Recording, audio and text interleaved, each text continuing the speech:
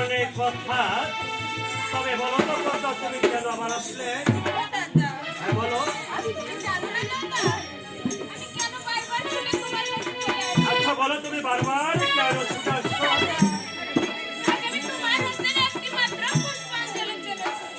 তুমি বারবার ছুটে আসতেছ আমার কাছে একটি মাত্র পুষ্পাঞ্জলির জন্য। বেশ ভালো কথা বলতে। আচ্ছা বলো তো বলতে, আমি যদি তোমার চরণে পুষ্পাঞ্জলি দিই, এতে আমার লাভ? অনেক লাভ হবে। বলো কি কথা? আচ্ছা বলো তো কথা, সব কিছু ফিরিয়ে পাবো? তাহলে বলো তো বার্তা, তুমি তোমার 6 পুত্রকে দর্শন করে মেরে ফেলেছ, তাদেরকে তুমি ফিরিয়ে দেবে? আমার 6 পুত্রকে ফিরে দেবে, তবে আরো রয়েছে বার্তা। আমি বাণিজ্য থেকে তার মধ্যে তুমি আমার 14 ডিঙ্গা ধ্বংস করে তাহার কিন্তু সাথে কিছু হইকারি দোষ সাগরে তুলে দিয়েছ।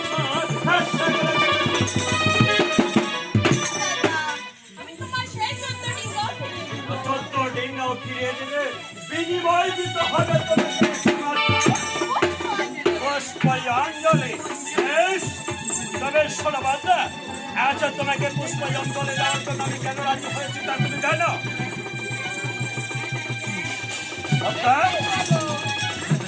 আচ্ছা তোমাকে পুষ্পাঞ্জলি দেওয়ার জন্য আমি কেন রাজি হয়েছি তা তুমি জানো? হ্যাঁ, তুমি কিছুই জানো না। তবে শোনো বাচ্চা, আমি তোমাকে পুষ্পাঞ্জলি দেওয়ার জন্য রাজি হয়েছি, কারণ রয়েছে দুইটি। একটি কারণ হচ্ছে, আমি রাজা চন্দ্রধর যদি তোমাকে পুষ্পাঞ্জলি না দিই, এই নরলোকে কোনোদিন তোমাকে দেবে না, স্বর্গে কোনোদিন তোমার আসন হবে না।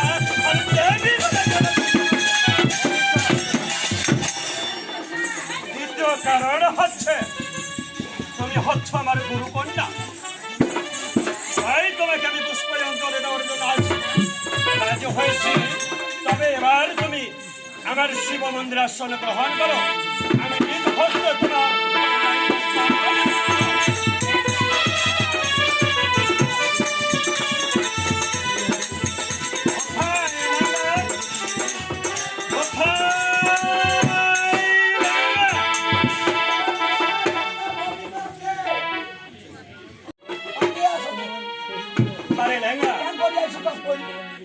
আজকের আনন্দের কথা শুনলে তুমি আনন্দে আত্মহারা হয়ে যাবে। আরে লেঙ্গা, একটি বারে তুমি শিব মন্দিরের দিকে চেয়ে দেখো। আরে আমি বলেছি তোমাকে যে শিব মন্দিরে তুমি একটু চেয়ে দেখো। ঠিক আছে,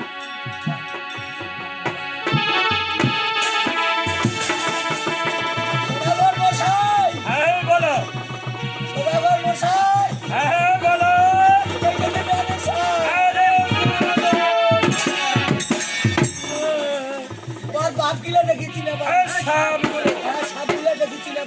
সবগুলো দেখে চিনতে পেরেছ?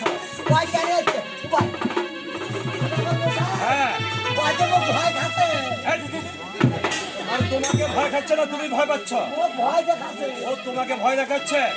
তবে শুনে লাগা, আজ আমি মনসাকে কথা দিয়েছি, আজ নিজ হস্ত হয়ে মনসা রান্না চরণে পুজিব। হ্যাঁ,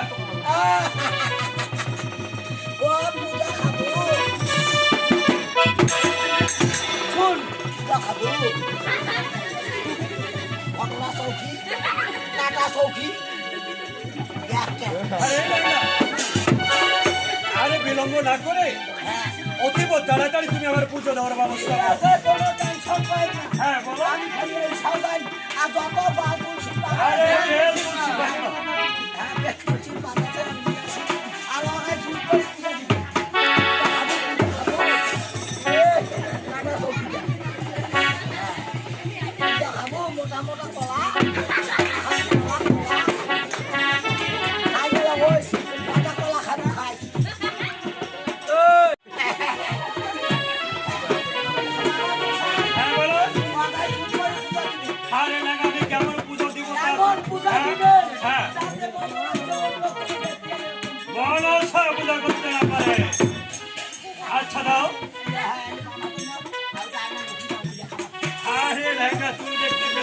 হয় মনসা দেখতে পাবে না। মনসা তুমি আসলে গ্রহণ করেছ, মনসা তুমি আসলে গ্রহণ করেছ।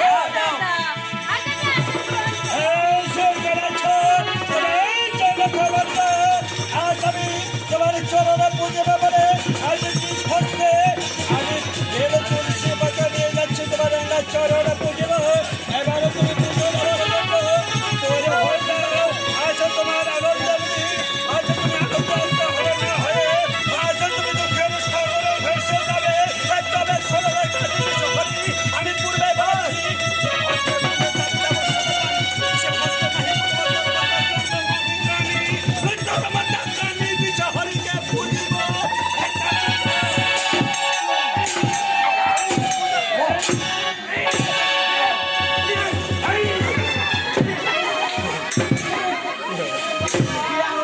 আরো খাবো খাবো